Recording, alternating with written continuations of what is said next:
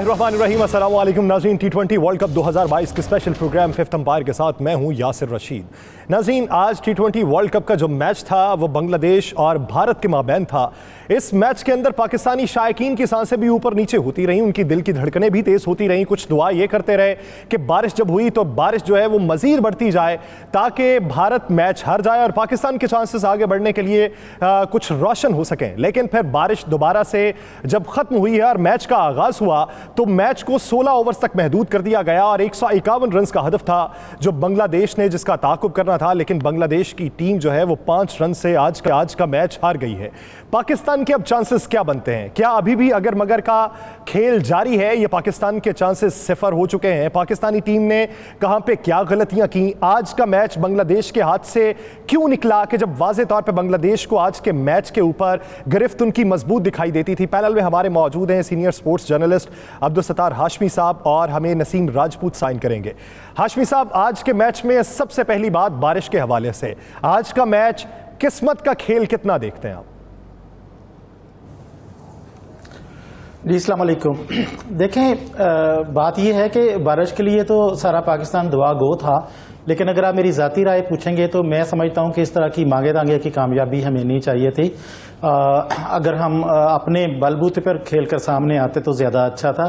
बहरहाल बारिश जो है वो मदद के लिए आई थी, लेकिन वो बिल्कुल एक झांसा सा देकर चली गई। इसकी एक स्टोरी जो है ना वो 92 के वर्ल्ड कप से जुड़ी हुई है।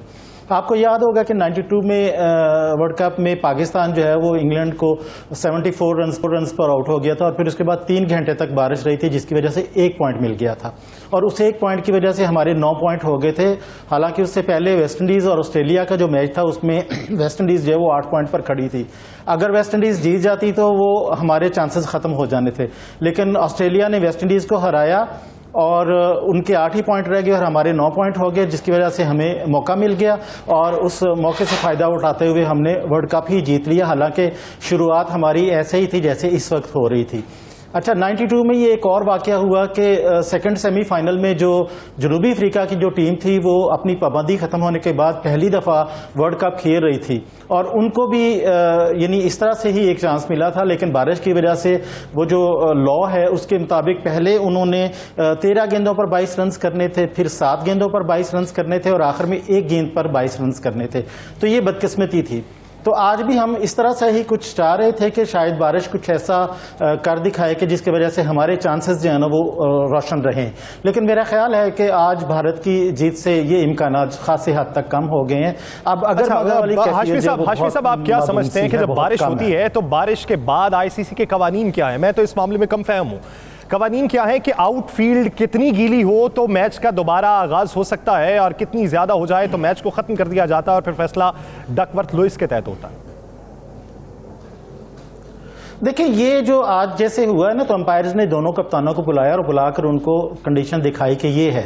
शकीबुल हसन ने बहुत बहस की कि ये मॉइस्चर है, बहुत ज़्यादा गीली ग्राउंड है, ये आप ना करें, लेकिन रोहित जो है वो इस पे बज़िद थे। तो यहाँ पर मेरे ख्याल में अंपायर ने थोड़ी सी ज़्यादती की है और ये मैच नहीं होना चाहिए था, या अगर होना चाहिए था तो कम अज़ कम ग्राउंड को थोड़ा खुश्क हो लेने दें। आप देखें ना, उसके फ़ौरन बाद उनका जो हार्ड हिटर था लिटन दास वो फ़ौरन आउट हो गया और उसके बाद गीली गेंद के साथ वो मैच रहा ही नहीं, वो मोमेंटम ही नहीं रहा। तो यहाँ पर मैं ये समझता हूँ कि थोड़ा सा ज्यादती हुई है, बिल्कुल इस तरह से जैसे पाकिस्तान के खिलाफ 9 बॉल दे दिया गया और मैच जो है वो हम हार गए। तो ये आज के मैच में ऐसा हुआ है। यानी मैच के अंदर कोई एक कप्तान राजी हो जाए, एक कप्तान राजी हो जाए तो फिर फैसला अंपायर के ऊपर होता है।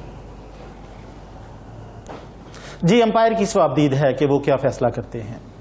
तो आप क्या समझते हैं कि 16 ओवर्स तक जो मैच को महदूद किया गया और जो कमी बेशी वो रन्स की थी वो 34 रन्स कम हुए, तो क्या ये फार्मूला क्या होता है? यानी आपके इम्कानात पहले ज़्यादा रोशन हो, फिर जब कम हो जाए ओवर्स महदूद कर दिए जाएं, तो वो किस फार्मूले के तहत वो ओवर्स को देखते हुए रन्स को भी महदूद किया जाता है? सर वो ये देखते हैं ना कि कितना इन्होंने रन्स बनाए हैं और उसको कितने हिस्सों पर डिवाइड किया जा सकेगा। जो टाइमिंग होती है ना उसको कैलकुलेट करते हैं कि कितना वक्त जाया हुआ है। मसलन इसमें 30 मिनट का होता है मार्जिन, 30 मिनट का वो मार्जिन देते हैं। 30 मिनट के बाद फिर जिस तरह से वक्त कम होता चला जाता है उसी तरह से रन्स जो है ना वो बढ़ते चले जाते हैं। मैंने आपको जनूबी अफ्रीका की जो मिसाल दी है उसमें भी यही हुआ था कि उन्होंने पहले 13 गेंदों पर किया, फिर 7 पे किया, फिर 1 पर किया। सही। मैं हाशिम साहब आपकी तरफ वापस आता हूं। पॉइंट्स टेबल्स की जो मौजूदा सूरत हाल है उस पर भी बात करते हैं और साबिक कप्तान, test cricketer, legendary fast bowler Sarfaraz Nawaz साहब ने भी हमें ज्वाइन किया है, तो सरफराज नवाज साहब की भी राय इसमें जानेंगे। नाज़रीन, इस वक्त पॉइंट्स टेबल आप टेलीविजन स्क्रीन के ऊपर देख सकते हैं। एक तो पहला ग्रुप है, फिर दूसरा ग्रुप है। अगर हम अपने ग्रुप की बात करें, पाकिस्तान के ग्रुप की, तो साउथ अफ्रीका के 3 मैचेस के 5 पॉइंट्स हैं, इंडिया के 4 मैचेस के 6 पॉइंट्स हैं, बांग्लादेश के 4 मैचेस के 4 पॉइंट्स हैं, जिम्बाब्वे के 4 मैचेस के 3 पॉइंट्स हैं, पाकिस्तान के 3 मैचेस के 2 पॉइंट्स हैं और नीदरलैंड के 4 मैचेस के 2 पॉइंट हैं। अब पाकिस्तान के आगे बढ़ने के चांसेस क्या हैं? पाकिस्तान अपने दोनों मैच जीते, साउथ अफ्रीका दोनों मैच हार जाए, या फिर पाकिस्तान अपने दोनों मैच जीते और जिम्बाब्वे इंडिया को हरा दे, तो तब पाकिस्तान के आगे बढ़ने के चांसेस हैं। लेकिन ये अगर मगर की सिचुएशन में हमें पहुंचाया किन गलतियों ने है, उन गलतियों पर काबू किस तरीके से पाया जा सकता है, ये सरफराज नवाज साहब से जानते हैं। सरफराज साहब, बहुत शुक्रिया आपके वक्त का। सरफराज साहब, आज के मैच के ऊपर आप क्या राय रखते हैं? आउटफील्ड गीली होने के बावजूद मैच को दोबारा शुरू करवाना और बांग्लादेश की किस्मत ऐसी कि आखिरी गेंद तक 7 रन तक पहुंच जाना, तो आज के मैच में बांग्लादेश ने किन वजूहात पे मैच हारा है?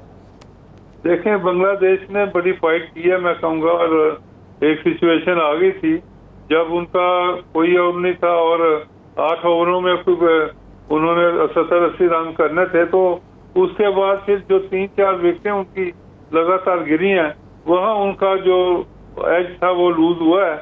और उसके बावजूद भी जैसा आपने कहा कि आखिरी ओवर तक उन्होंने फाइट की है, और मैं कहूँगा कि एक काफी बड़ा स्कोर था जो बांग्लादेश ने काफी हिम्मत करके करीब पहुंचे हैं, लेकिन खुशकिस्मती भारत की कि वो मैच जीते हैं और वो तो मेरा ख्याल है अब क्वालिफाई कर चुके हैं सेमीफाइनल के लिए, क्योंकि आखिर में उनका एक बड़ा वीक सा मैच है और उम्मीद नहीं की जा सकती कि वो आसानी से हार जाए वो आखिरी मैच। उसके बाद फिर रन एवरेज की पोजीशन भी आएगी कि प्लस और माइनस जो है वो बड़ा काउंट करेगा। उसके बाद सरफराज साहब, आप जानते हैं पाकिस्तान के शायकीन क्रिकेट हर मैच के बाद अपनी अपनी किताबें निकाल के बैठ जाते हैं, कुलिये बनाने शुरू कर देते हैं कि कौन मैच हारेगा, कौन जीतेगा। अब नया कुलिया ये सामने आया है कि पाकिस्तान दोनों मैच जीत जाए, साउथ अफ्रीका दोनों मैच हार जाए, तो तब पाकिस्तान आगे जा सकता है, या पाकिस्तान दोनों मैच जीते और जिम्बाब्वे भारत को हरा दे, तब भी रन रेट की बुनियाद के ऊपर पाकिस्तान के आगे बढ़ने के चांसेस हैं। नहीं, देखें, सबसे वाइटल तो कल का मैच है। कल के मैच में साउथ अफ्रीका अगर पाकिस्तान को हरा देता है तो फिर तो मामला बिल्कुल ही खत्म है। अगर पाकिस्तान कल जीत जाता है और उसके बाद फिर भी देखें, साउथ अफ्रीका एक मैच हारा हुआ होगा और एक उसका पॉइंट बारिश की वजह से कम है, फिर भी वो एक पॉइंट आगे होंगे पाकिस्तान से अगर आखिरी वो मैच जीत जाएं।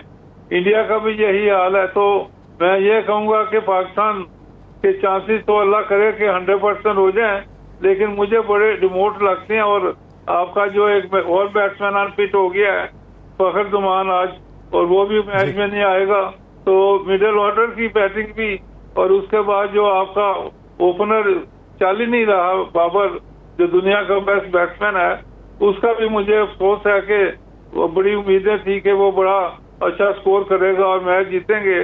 तो उसके साथ साथ मैं ये कहूँगा कि पाकिस्तान की फील्डिंग भी काफी कमजोर होती जा रही है। तो ये सरफराज साहब, आप क्या समझते हैं कि बाबर आजम की जो कारकर्दगी मुतासिर हुई है, किन वजूहात की बुनियाद पे हुई? देखें, एक तो ऑस्ट्रेलिया की पिचें तेज भी है, हाई बाउंस भी है, और उसके बाद इनको ये इतना तजर्बा भी नहीं था। ये पाकिस्तान में लो पिचेस और फ्रंट फुट पिचेस पे खेलते रहे हैं, जो गेंद लो रहता था, और वहां तो देखें बाउंस है, और उन्होंने इस दफा पिचों के ऊपर घास भी छोड़ा हुआ है ताकि ऑफ द विकेट थोड़ा बहुत मूव भी हो और ऊंचा भी आए।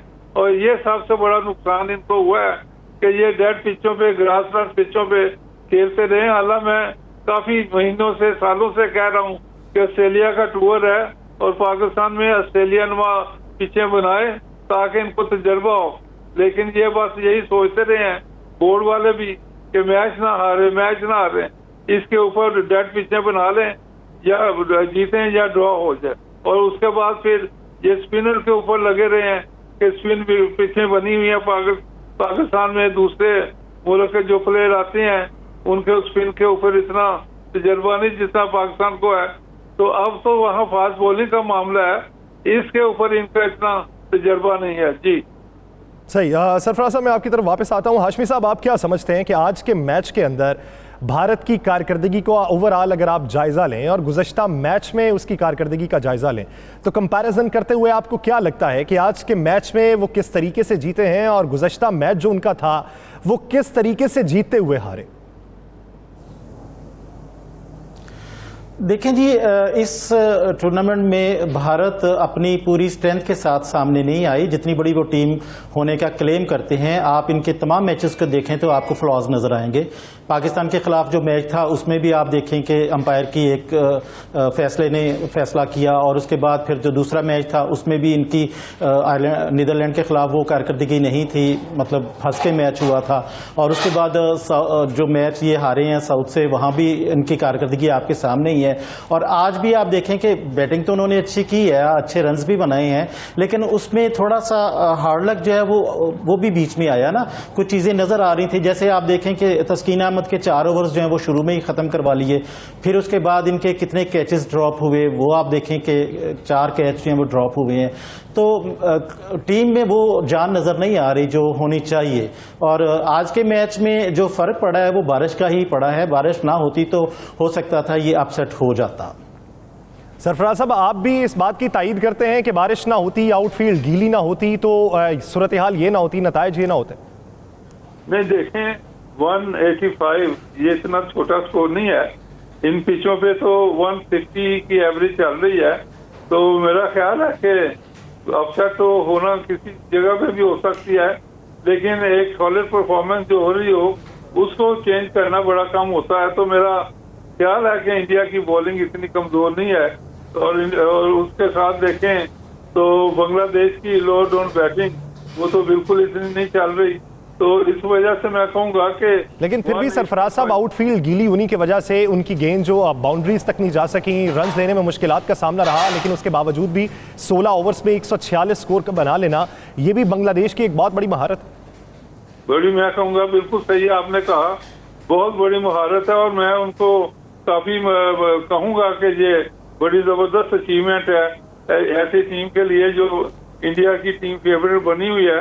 और उसके साथ साथ मैं कहूँगा जो बारिश का मामला दोनों के लिए है, क्योंकि फास्ट बॉलर जो है गेंद ड्राई नहीं है, गीला है, स्विंग कम होगा और सा विकेट का मूवमेंट होगा, ये भी तो बॉलर के लिए नुकसानदेह है। और वो जो एडवांटेज होता है वो बैटिंग साइड को ज्यादा होता है। तो सही, ये मुश्किलात दोनों के लिए थी, लेकिन बांग्लादेश ने कमबैक अच्छा किया, किस्मत ने साथ नहीं दिया, ये एक अलग बात है। जो है वो 6 पॉइंट्स के साथ इस वक्त टेबल पे है। बहुत शुक्रिया सरफराज नवाज साहब इस हवाले से अपना वक्त देने के लिए। नाज़रीन, एक ब्रेक लेनी है, ब्रेक के बाद नसीम राजपूत साहब हमारे साथ मौजूद होंगे। पाकिस्तान की कल की हिकमत अमली क्या होगी उस पर बातचीत होगी, लेकिन ब्रेक में कोको कोला ने अपने क्रिकेट फैंस के लिए एक कॉम्पिटिशन मुतारिफ करवाया है। क्विज कॉम्पिटिशन है, वो QR कोड जो है ब्रेक आपके सामने आएगा, उसको स्कैन कीजिए, उसमें हिस्सा लीजिए और जो पॉइंट टेबल पर टॉप पे रहा वो कोक का मर्चेंटाइज भी बन सकता है। तो ब्रेक में आप भी गेम खेलिए, हम भी खेलते हैं, कहीं नहीं जाएगा, स्टे विद अस।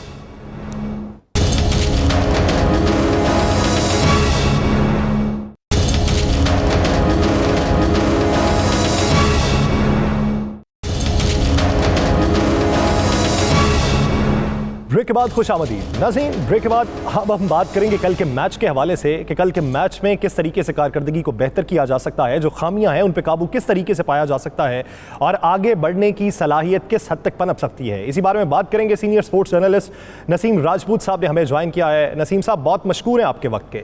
नसीम साहब, हम दूसरा ग्रुप जो है उसे डेथ ग्रुप कहते थे और अपने ग्रुप को सेफ हेवन कहते थे, लेकिन हमें सेफ हेवन के अंदर ही अगर मगर की कैफियत के बाद अब दगरगूं सूरत हाल का सामना करना पड़ा। क्या समझते हैं किस खामियों की बुनियाद के ऊपर हम इस नहज तक पहुंचे हैं कि हम दूसरों के हारने की दुआ कर रहे हैं? देखिए यासिर, हमारे सामने यासिर भाई जिस अंदाज से पाकिस्तान क्रिकेट टीम खेली है, उम्मीदें हमारी बहुत ज्यादा आज की तारीख तक भी हमारी उम्मीदें बहुत जबरदस्त चल रही हैं, कल तक भी हमारी उम्मीदें बहुत जबरदस्त होंगी। लेकिन जिस तरीके के रिजल्ट्स अब तक आए हैं, हम जब 18 गेंदों पर 48 रन इंडिया के खिलाफ नहीं बचा सके या 39 गेंदों पर 43 रन नहीं बना सके, हमारी 7 विकेटें बाकी थी, तो वो तो हमारी बहुत ज्यादा उम्मीदें वापस हो गई थी कि ये मैच तो जीत गए। वो भी उम्मीदें हमारी करामत साबित नहीं हुई। फिर आज बांग्लादेश ने जिस तरीके का स्टार्ट लिया था, लिटन दास बैटिंग कर रहे थे, फिर बारिश हो गई और उस बारिश के बाद डीएल मेथड पर तो बांग्लादेश बहुत बड़े मार्जिन से जीत रहा था मैच, लेकिन बारिश के बाद मैच शुरू हो गया।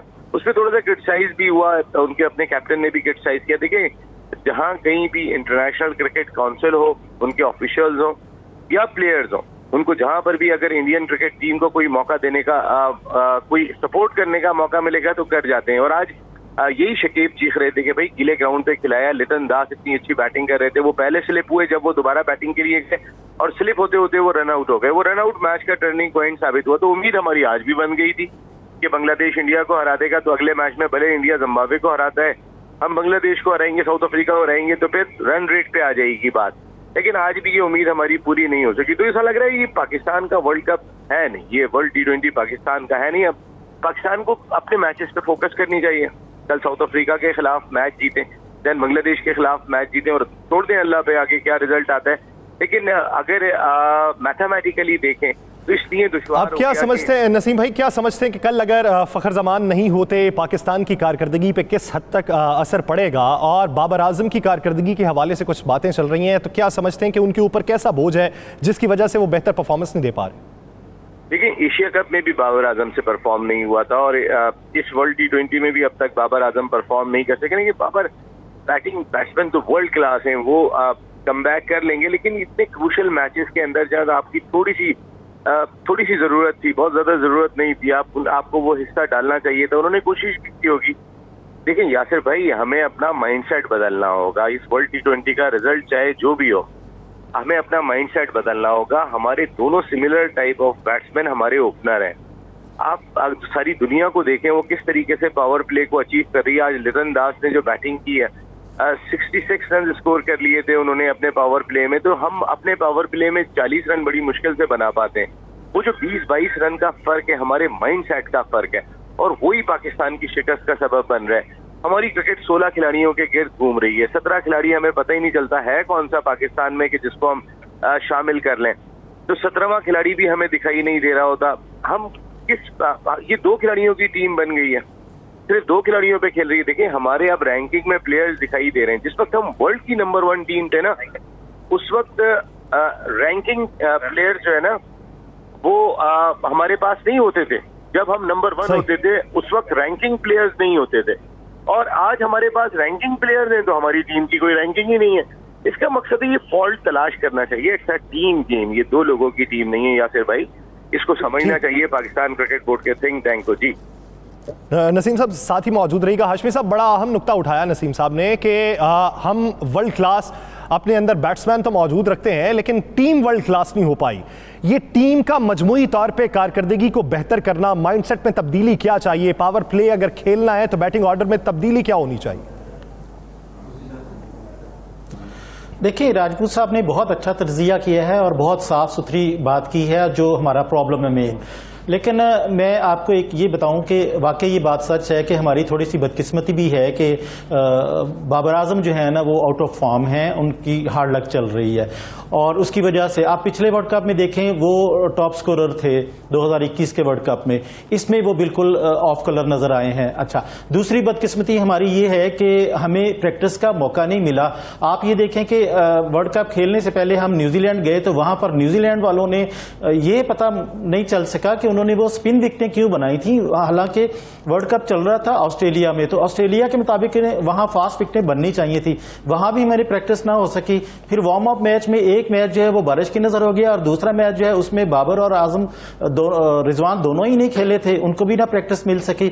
अच्छा, तीसरी बात यह कि पिचेस की आप बात करते हैं तो इन्हीं पिचेस पे हमने 92 का वर्ल्ड कप जीता था। इन्हीं पिचेस में 97 में वसीम अकरम की क़यादत में हेंस एंड बेजिस का जो वो एक ट्राइस ट्राईएंगुलर सीरीज थी वो भी हमने जीती थी। तो हमारे यहाँ ना प्रैक्टिस का फुकदान रहा है, इनको मौका नहीं मिल सका इन विकेटों पर जाकर।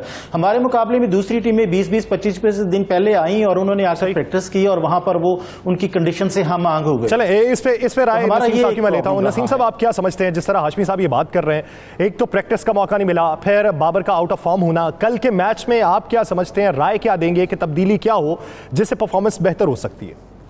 देखिए, बड़ा एक ऐसा सवाल है कि हमें लग रहा है कि हम यहाँ से पोकर लेकर गए हैं सारे के सारे।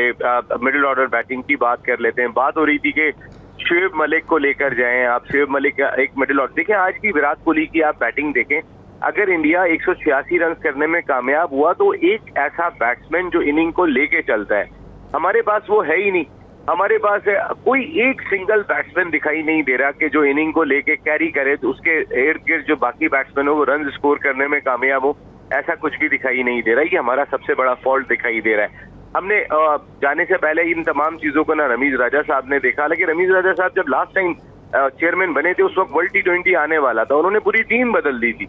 यही वसीम चीफ सिलेक्टर थे और टीम बदल दी थी। शोएब मलिक भी टीम में नहीं थे, हफीज भी टीम में नहीं थे, वो उन लोगों को टीम में लेकर आए थे। लेकिन इस दफा रमीज साहब ने कोई भी डिसीजन नहीं लिया जो चेयरमैन सिलेक्शन कमेटी ने टीम दी। हालांकि यही रमीज राजा साहब थे जब चेयरमैन नहीं बने थे, तो उनकी वीडियोस आप उठा के देखें, उन्हें बाबर आजम सेल्फिश लगते थे, टीम अपने लिए खेलती हुई लगती थी। अब जब से चेयरमैन बने हुए तो टीम की कारकर्दगी, और हाशमी साहब सही बात कह रहे हैं, लेकिन मैं फिर भी ये बात कहूंगा कि आप न्यूजीलैंड में एक ट्राई सीरीज खेल के आ रहे थे, तकरीबन similar type of pitches New Zealand और ऑस्ट्रेलिया में होती है, 19-20 का फर्क होता है। ऑस्ट्रेलिया में ही इतनी फर्क है पिचेस का। कल जिन पिचेस पे मैच हो रहा था सब 2-2 स्पिनर्स के साथ मैदान में उतरे थे, पर्थ में 4-4 फास्ट बॉलर के साथ, तो ये तो फर्क होता है। लेकिन आप प्रोफेशनल क्रिकेटर्स हैं, आपको ट्रेनिंग का मौका भी मिल रहा है, फिर आप न्यूजीलैंड में ट्राई सीरीज जीत कर आ रहे हैं, एक मोरल के साथ आप जो है वो ऑस्ट्रेलिया पहुंचे हैं। ऑस्ट्रेलिया आने के बाद एकदम से आपको क्या हो जाता है, मैं फिर कह रहा हूँ ना, उम्मीदें बनी हैं, उम्मीदें टूटी हैं, तो आप जितने करीब हम गए पता के, रब उम्मीदें बरकरार रखे। पाकिस्तानी शायकीन क्रिकेट की दुआएं भी इनके साथ हैं, लेकिन बुनियादी तौर पे माजी की गलतियों से सीखना चाहिए, तभी आप मुस्तकबिल में कुछ बेहतर परफॉर्म कर सकते हैं। बहुत शुक्रिया नसीम राजपूत साहब, अब्दुल हाशमी साहब इस हवाले से अपना वक्त दे। नाज़रीन, प्रोग्राम फिफ्थ अंपायर का वक्त खत्म हुआ जाता है, मुझे दीजिए इजाज़त, अपना बहुत सा ख्याल रखिएगा। अल्लाह।